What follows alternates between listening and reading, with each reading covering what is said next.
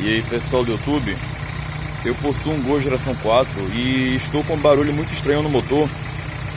Eu troquei os 8 tuchos, assim, fiz uma geral no cabeçote do motor, troquei algumas peças que tinha para trocar, troquei anel de segmento, retentores, válvulas, tuchos, balancinho. E após feito esse serviço, surgiu um barulho no motor que eu acho que não seja decorrente disso, seja somente uma coincidência. Eu não sei se dá pra ouvir no vídeo aí. É um barulho como se fosse um ferro batendo, como se fosse alguma polia com folga. E esse barulho dá pra ouvir muito melhor da parte de baixo do motor. Vou mostrar a vocês aqui e ver se dá pra ouvir.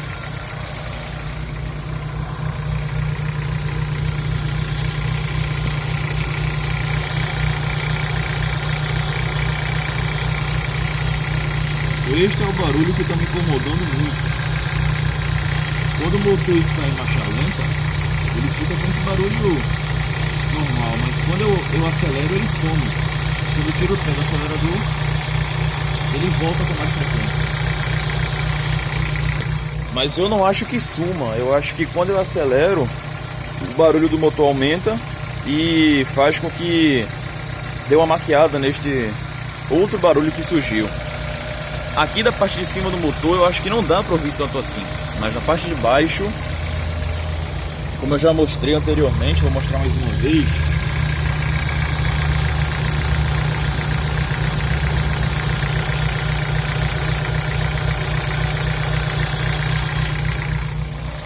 Eu levei no mecânico, ele falou que era pistão com folga, mas eu acho que não é, porque está vindo da parte de baixo do motor.